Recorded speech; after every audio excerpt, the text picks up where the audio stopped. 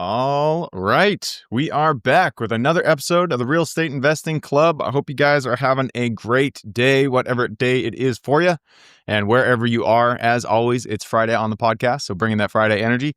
And we got a good day because we got Chris Eymann with us on the show. Chris is with Sell Wholesale Houses. So everybody out there who is interested in wholesaling, that's what you're interested in. This is the episode to be listening to tune into. Chris does wholesaling as well as hard money lending. So a lot to go into here. Chris, thanks for hopping on the show. Hey, I appreciate it. It's always fun to get on these things. All right.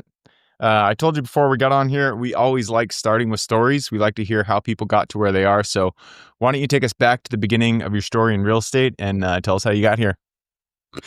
Yeah, so I wish I had this fun little great, inspirational story where I just jumped into real estate, but I don't have one of those, unfortunately. I was a tech guy. I went to college for math and IT, and then I got laid off twice in the tech downturn, like the late 90s.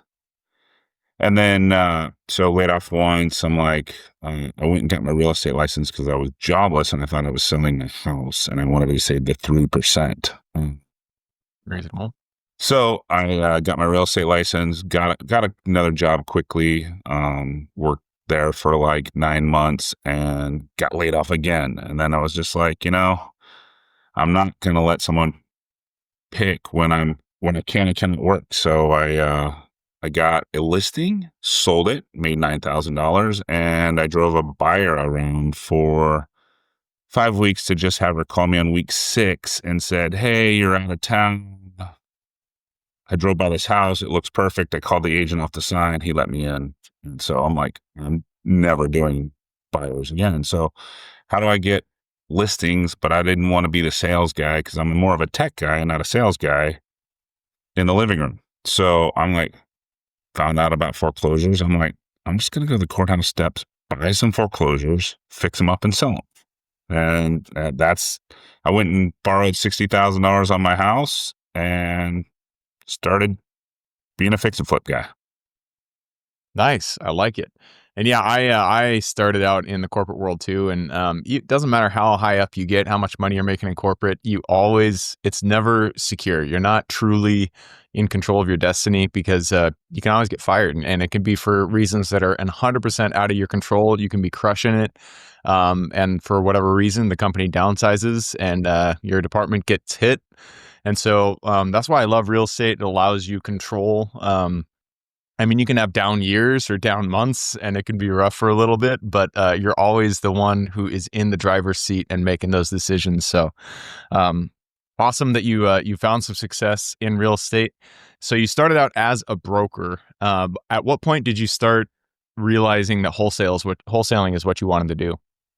So I actually wasn't a broker. I was actually just buying house at the courthouse step, fix it up, and then list it, right? And I was just listing my own property, right? So I had to do all the disclosures, like I'm an owner agent, that kind of thing.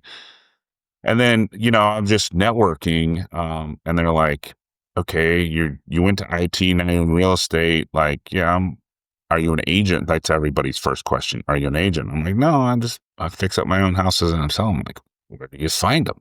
I'm like, I just go to foreclosure sales. Like, nobody does that. That's where the mafia lives. I'm like, well, I do.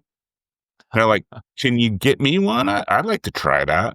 He's like, "What do you make per house?" I'm like, "I don't know. I'd make like $15,000 net after, hard money costs, fixing up costs, sales costs." They're like, "Oh, how many are you doing a year?" And I'm like, I had to replace my salary. So I'm trying to do like, at least 7 to 10 a year right now because I want to replace my salary.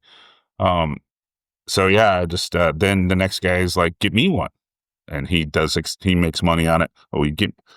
Next thing I know, I buy one and I have 10 people on the list. And I'm like, "Hey, I got this one. If you want to research it and buy it, I bought it for 100. I'll sell it to you for 104. If you like it, let me know. If not, I'm going to buy it myself and do it myself." This is in 2020, right? So before Instagram, it's YouTube and, all the stuff. So like, I was probably a wholesaler before the word was invented. So Yeah. Wholesaling, if you creating or using wholesaling as your primary business, I found it as it's just really difficult because of the churn. So it really comes down to setting up those systems and getting a really solid lead flow coming in. How are you been able to, breach that hurdle and get leads coming in every single day that are quality leads, that are people that are actually willing to sell at a discounted price so it can be wholesaled? So like I said, because of my math background and skill set, I was literally from 2000 to 2017 only buying foreclosures, Yeah. literally courthouse steps. Just do the math. Here's what it's worth. Here's what the rehab is. Here's your bid number. I mean, I literally had to, because the foreclosures backed off, I really had to retool in like 2017. So I joined actually a mastermind to help me with marketing, Mm. sales conversion, CRM. Like I didn't have any of that stuff. So literally had to retool in 2017 and basically learn a complete new discipline. Yeah. And then, you know, since then I've mailed PPL, PPC, all the different acquisition styles, had to actually learn how the sales process works, CRMs follow up, you know, so basically reinvented myself. Nice. Well, yeah, let's dive deeper into that reinvention. I mean, you're just doing store or foreclosures from courthouse steps, and then actually going to creating a business, setting up the marketing systems. It's a pretty big leap, but it's something that everybody who's interested in wholesaling, who wants to make that their position in real estate, they need to master these things. So let's talk about it in depth a little bit. You've already mentioned a few channels that you use to generate leads. You mentioned PPC, pay per click, which is Google, Facebook, etc. Well, Facebook isn't pay per click, but Google is pay per click, and then PPL, pay per lead. Other companies out there that are generating leads, and you buy them from them. So tell us, what is your go-to favorite way to generate leads on the marketing Uh, side? Yeah, so I mean, I obviously the cold calling text really got big in 18, 19, and your cost per lead was way down. So that was kind of like, you know, where I was focused on the most. Your cost per contract was way down, but once again, the carriers got involved with texting, and then, once again pivoting again. So now it's back to, mainly PPL and PPC are kind of like the bread and butter. The lead is obviously way better of a lead because they're calling you and they're ready to sell, versus the outbound version, which, takes, maybe 120 to 150 days on a sales cycle between the lead coming in and actually, closing the deal, versus like a PPL or a PPC is probably closer to 30 days. The average is a little longer than that, but that's because like every now and then you get the probate one that you got to like work really good for 90 days. But if you dropped out the probate lead, it's probably less than 30 days from lead to close. So Yeah. So let's talk about PPC. What are you paying? What markets are you in actually? What area so are you looking at? Phoenix and Florida are the main markets. Yeah. Yeah, because it'll really depend. PPC varies so much across the country, depending on what 100%. market you're at. So what are you guys paying? Let's do per lead, and then what's your conversion rate from the lead to contract? So per lead in Phoenix is probably $400. $400 per lead. Holy In wow! Phoenix, and you're probably converting 1 in 10 and 1 in 11. So your cost per contract might be 4,000, 4,500 bucks. Wow, that's actually more than I expected. That's pretty crazy. And but Phoenix like you said, is Florida's different. Florida's probably bouncing 250 to 300 a week. Yeah. Um, Interesting. So how many, I mean, do you have the numbers through the, top of funnel to the bottom? What is your per click cost there? I don't actually know the per click cost. I just know kind of more of the per lead cost, if you Yeah. will. So actually someone, and then, like I said, our sales guys are in that, you know, 1 to 10, 1 to 11 conversion ratio. Like I said, I belong to the mastermind, so I watch the stats. Like if you're like a 1 to 7, you're like a superhero, Superman on your shirt conversion sales guy. And if you're 7 to 12, you're kind of middle of the pack. And if you're 12 to 15, maybe make sure that you get your skills better, or you might be looking for a new job. Yeah. What So when you're running PPC ads, I mean, you're using Google Ads, right? Whatever Google Yeah. Ads. Do you guys do? I mean, in Google, there's a bunch of different ways you can run ads. There's Google Maps. There's performance. There's only pay per click. The search Yeah. ads. What type of ads are you guys running?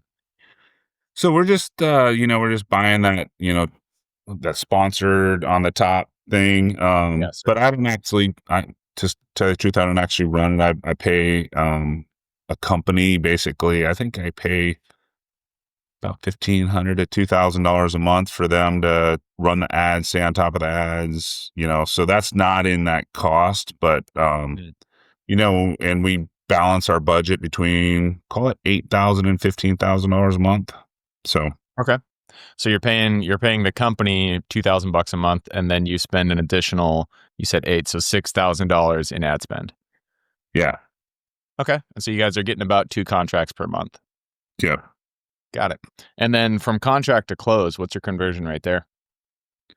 Um, we're actually pretty good. I think we only have like a 20% fallout, if you will. But yeah, so obviously some fallout for title reasons and other stuff like that. And Okay. then the PPL numbers are more of like, obviously that's not as quality of a lead. That's probably a 1 in 20, but cheaper. Like it's more of like a $200 to $250 lead cost. And then you're just on the cycle you buy, you say, hey, I'm willing to spend this much money. And then when the lead comes in, it comes in. So, Yeah. And with with PPC, you really can't. I mean, you're spending so much on these leads, you can't let them fall through the cracks at all. So, what is your strategy for the inbound leads? Say they give you, they're all call leads, I'm assuming. So, are they landing on a landing page, or yeah, is it's it a landing just page. So it's either a call lead or they fill out a form. okay? But the follow-up cadence is like, obviously the phone gets sent to multiple people, the call gets sent to multiple people, so multiple people can answer the call. So you never miss an inbound call, or you should never miss an inbound call. Yeah, Because the stats of missing that inbound call, your chance of conversion drops less than 50%, right? yeah, So you're trying to get the inbound call. If it's a form, it's 3 calls that day, 3 calls the next day, 3 calls the next day. It's you know, aggressive. then 2 texts. I mean, it's nutty. It's like the form filled out. They're willing to sell 123 Main Street. It hits your email. Call immediately. Call in an hour. Call later that day. Send a text message. The next morning, call again. Call 2 hours later. Call mid. Send 3 texts. I mean, it's you know it's not something that you just think that, oh, I'm going to go sign up for leads and get some leads in and then just kind of forget about it. I mean, Well, this that's is, that's why I like whenever people first get into real estate, they always hear about wholesaling, and they're like, "You don't need any money. You can just get in there and make $100,000 in a month." And I always tell people that say that, I'm like, you don't understand how much money it actually does take to get these leads.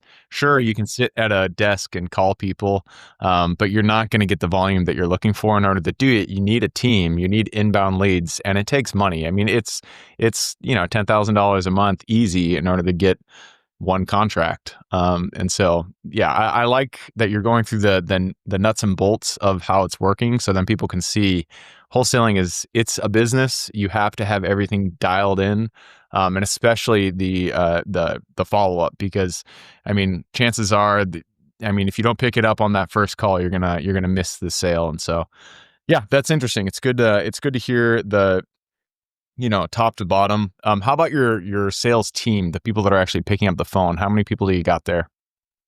so I actually eh, structured my business a little bit different. I'm not a big guy on like management and employees and all that kind of stuff. So I'm a little older. My son went to University of Arizona and came out, and he actually got in the business. And so I did a lot of JV deals Okay. where I would, people would start out. I'd be like, "Hey, bring me all your deals. I'll buy them." I'm used to putting out $10,000 check at the foreclosure sale, sight unseen house, and buying it. So like, hey, bring me your deal. So I actually work the PPL, the PPC with kind of my son. He went to a fraternity, so there's a lot of sales guys in the fraternity. So what I did is recruited people and like, hey, I'll do the budget. I'll pay for the budget.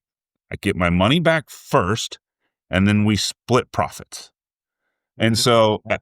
as opposed to having a sales guy that is commission based and all that, I have more of like entrepreneurial mid 20s, um, got a little coaching from me, but then they had the sales skills that I feel you can obviously teach sales, but I kind of feel like some sales skills are just natural. Like they just rapport building, conversation. It's not, wasn't really my strong suit. So that's why I always just went to the trustee sales. I dabbled in some of this myself when I was younger, and I was just like, my conversion ratio is not good. Yeah.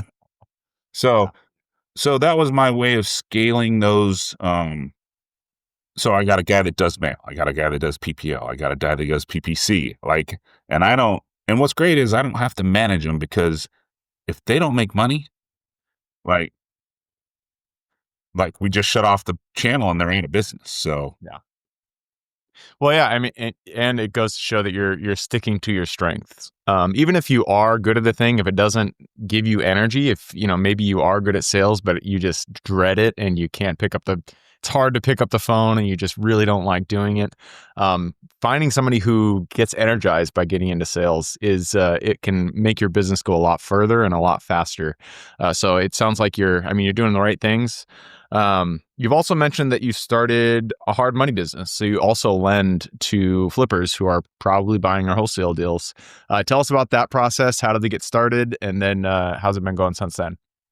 yeah, so they're buying from you wholesale, and the customer is basically sitting in your office, right? They're buying the house from you. So, I just learned that like, hey, I could refer them off to another hard money lender, or I could generate the note myself, and then I just wholesale notes like I do houses, right? So Oh, interesting. here's a note. The guy's, I'm gonna use round numbers. It's worth 300. He's buying it 70 cents on the dollar for 210. I make him put 15% down. I'm gonna say the loan's 180. I generate that note at 12.9%, put it all together, use my cash. And then I got this other pool of guys, like, so obviously I got the wholesale pool. I email out my properties, they buy them. I got this other pool of guys that are like, hey, I'll sell you notes at 10%. First position, kind of 60 cents on the dollar. And then I just kind of email those out, if you will. And then you might say, hey, I'll take that note. I got some IRA money. I'll take that note at, 180, and you park your money and you get your 10%. And the checks come in monthly. And, when it pays off, the average loan length's like 150 days. When it pays off, you get your money back. You want to redeploy it, you redeploy it. And I've never actually raised money. It's just grown. So I manage about $50 million ish, bounces between 50 and 60 million bucks. And, That's that's it. interesting. Yeah, I've heard of the secondary market for hard money loans, and um, yeah, it's an interesting market. It makes a lot of sense for both parties, and it's yeah, it's interesting. Is there a reason why you don't choose to keep the loan yourself versus sell it off? Well, so I have my own cash, but my cash funds it. And then I have to replace my cash, just like any mortgage broker does in a business. I got to replace my cash just to bring it back in so that I can refund another loan. Got it. That makes sense. You want your money working a little bit faster for you. Cool. Yeah. So, yeah. And then, we're a licensed banker. So I service the loan. I don't charge the investor the servicing fee. And we just keep going. Now, we want to grow the business. So I actually am in the middle of generating my first fund. I'll probably have that open in 2 to 3 weeks. And met with a couple banks. So we're going to leverage that fund at like 50%. So just, when you sell an individual note, like Phoenix in 2010, the market had dropped, prices were cheaper, but now the median home price is 450. So like to sell a note that's 180, not everybody has 180. And I'll have people say, hey, I'll give you 100 grand. I'm like, well, I don't have any notes for 100 grand. So Yeah. I actually started a fund so I could take some of those guys. It's like, hey, I'll give you 100 grand. I'm like, great. I got this fund that you can put your money in, and it's blended. It's, there's a bunch of people in the fund. It's going to have this many hard money assets. So, if one goes bad, there'll be a small little hiccup, but, be blended over everybody in the fund. Yeah, diversified. Yeah, the Yep. fund model is it sounds nice, especially I'm just thinking we buy mobile home parks, RV parks, self-storage facilities, and doing them one-off syndications is fine, but having a fund just makes it so more flexible and you're able to move a little bit quicker. Yeah. So yeah, makes a lot of sense. That's the So we space have thing I've always I've always watched from the outside is like the mobile home park business. My buddy owns like 2,000 spaces, and I was like, and he got in like 2010, and then his he's doing cash well. flow is unreal. Yeah. Yeah, mobile home parks are great. All right, so we have passed the 20-minute mark, but before we move on to the quick question round, I got to ask, for people who are interested in getting started as a wholesaler, what's a couple pieces of advice you can give them?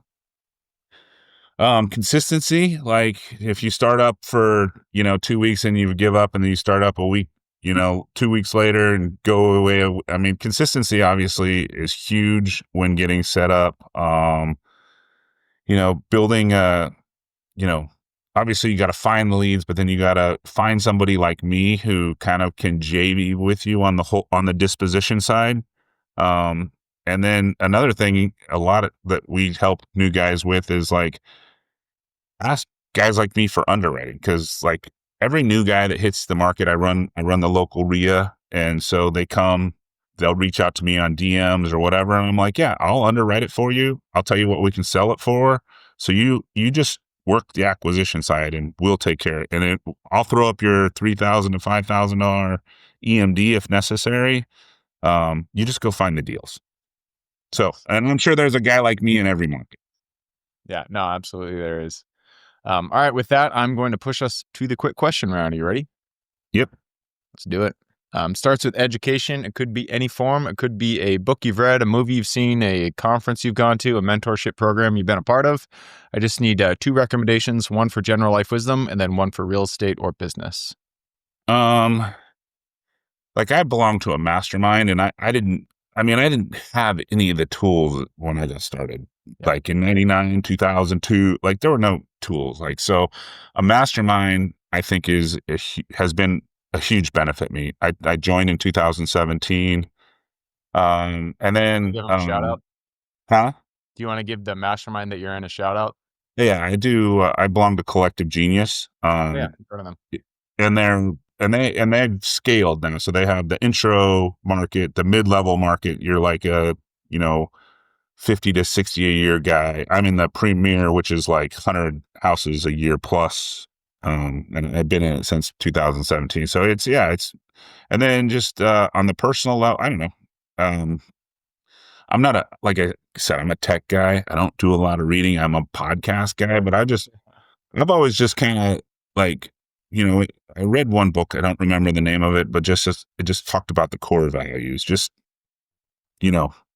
be polite, be honest, just, I know it sounds, it sounds hard for a lot of people, but just do it right. Like if you just do it right, then you don't have to worry about anybody knocking on your door. There you go. All right, next question is for your younger self. Let's go back to the Chris who was he just got laid off that second time. Go back to him, look him in the eye, give him one piece of advice moving forward. Just, and I take action, but don't be scared. Don't be like, you could be, I've been successful in this business, but I still have fears that, getting on Instagram, like it took me, I saw everybody else doing it. It took me, 3 to 4 years to actually, I saw people doing YouTube. took me 3 to 4 years before it, like, here I am, probably been in the business longer than most, but yet I'm still scared. Yeah. Well, yeah, and it happens to everybody. We all have our fears, and procrastination. That's something that hits me, especially if I'm procrastinating. I know that whatever the thing I'm procrastinating on, I have some fear about it, and I just need to get it done because action is what kills fear. All you got to do is just take action, even when you're feeling that fear, and eventually it'll go away. It'll be replaced by confidence, and so. Yeah, understandable. Moving us on to the next question. This is about the U.S. It's a big place. There's a lot of opportunity out there. Give me the single metro you're most excited about investing in today. I'm still just a Phoenix guy. I mean, I've seen Phoenix grow. I've been there for 50 years. So, but like, watching, like our higher end market, it's like real estate sluggish. Our higher end market's still on fire just because you have all these guys coming out of Washington and California. And, you used to be able to buy a high end house and like you'd be living in the best neighborhood for $2 million in Phoenix. Not anymore. But like, so I still think companies, the big Taiwan plant, the chip manufacturer is in Phoenix. Like I mean, the Taiwan chip manufacturer that they're moving to the U.S. to just so in case something happens with Taiwan, we got another plant here. Things like as big as some cities. Like it's That's crazy. Right on. All right. Next question is lessons learned. Not every deal that we get into goes the way we expect it. In fact, many times, if not every single time, something will go wrong and we get to learn a lesson. So what was a deal that went a little sideways for you? And then what was the lesson you pulled from it? Well, I had a hard money business in 2007, and I had a personal guarantee on $100 million. So Ooh. I don't sound. So I lost $4.8 million in 2008. So I don't sign personal guarantees. So that was probably my single biggest lesson. But once again, if you look at all your successes and you look at all your failures, I bet you take more away from your failures than you do your successes, right? Yeah. Well, and it goes to show, you lost, what'd you say, $4.8 million, but you're back at it again today. You're up on top. And so no matter how deep the lows get, you can always pull yourself out, just take one step after the other. Eventually you'll be back up on top. So good to hear. And that leads us to the last question. This is for the listeners. You've given us a lot to think about. I'm sure people want to reach out, get in contact with you. This is a two-parter. Where can they find you? And then what can they expect when they reach out? I'm just, you can find me. The most channel I watch is Instagram. It's just Chris_Eymann. You can DM me. It's me answering the DMs. I'm not like, it's not a VA or something like that. It's me. I do a Just for Flips YouTube channel. I've got like 300 videos on wholesaling or buying notes or selling notes or novations or creative financing or anything like that. But like, yeah, if you want to DM me on Instagram, I'm the one responding. So cool. I'll put those links in the show notes. So if you guys want to reach out to Chris, all you got to do is click the little more in the description. It'll pull down the full description, and in there you can find his links. All right, man. That wraps it up. Thank you very much for hopping on the show. Yeah, I appreciate you. Absolutely. For everybody who's with us today, thank you guys for showing up. You are the reason we do this. So if you guys have any questions, reach out to me, Gabe at therealestateinvestingclub.com. If you guys want to support the show, just leave us a review. Other than that, I hope you guys have a great week. Keep rocking real estate, and I look forward to seeing you on the next episode.